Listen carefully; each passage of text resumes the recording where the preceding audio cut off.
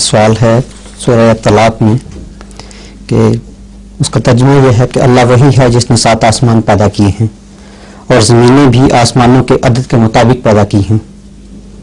حضور اس کی تشریح فرمائیں کہ 7 آسمان عدد کے مطابق تو کہیں نہیں لکھا ہوا.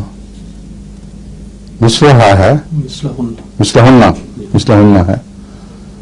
تو اس کا ایک ترجمہ یعنی اس میں مفہوم شامل ہے کہ عدد بھی ہو سکتا ہے اسی طریق پر اس سے ملتی جلتی زمینیں بھی، سمجھ گئے؟ اس لیے عدد کے مطابق لفظی ترجمہ جو ہے یہ اگرچہ ممکن ہے کہ یہ مراد ہو اور یہ ترجمے کے طور پر ناجائز نہیں بلکہ توجہ دلانے کے لیے مفید ہے، مگر جب ایک ترجمے پر آپ اکتفا کر جائیں تو پھر خطرہ ہوتا ہے بعض دوسرے معنی کے پہلوؤں کو نظر انداز کر دیں.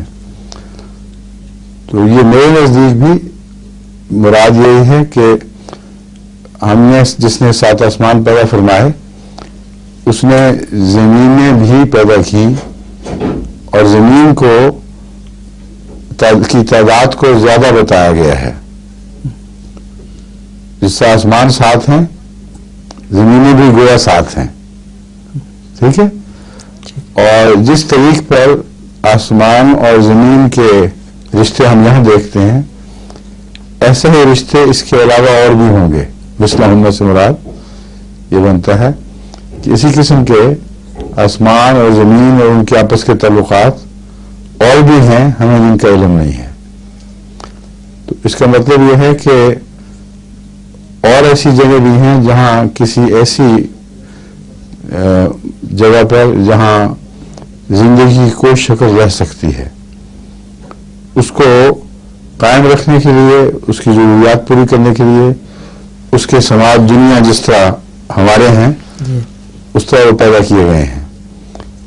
مثلا ہم نے یہ مضمون بھی اس لیے میں نے کہا تھا کہ عدد پر محض عدد کہہ کے بات ختم نہیں کرنی چاہیے. وہاں مراد یہ ہے کہ جس طرح تمہاری زمین ہے، آسمان اس کی بقا کے لیے ضروری ہے، اور جس طرح تم دیکھ رہے ہو کہ ایک سماج دنیا ہے اس کی تاثیرات پہنچ رہی ہیں، ایک دور کے آسمان ہے اس کی تاثیرات پہنچ رہی ہیں، اور پھر ہر قسم کے خطرات سے حفاظت کی جا رہی ہے، من کل شیطان مارد.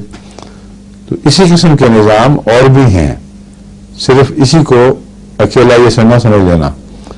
بس دوسری آیات قرآنی جن سے زندگی کا باہر ہونا ثابت ہے یہ اس کی تائید میں بھی ہے اور بتا رہی ہے کہ وہاں اسی قسم کے کچھ نظام ہیں کہ زندگی کی بعض قسمیں بس رہی ہیں جن کو سپورٹ دینے کے لیے پورا ایک آسمان محیط کیا گیا ہے، یا اس سے زیادہ آسمان ہے جو اپنی اپنی تاثیرات اس پر ڈال رہے ہیں.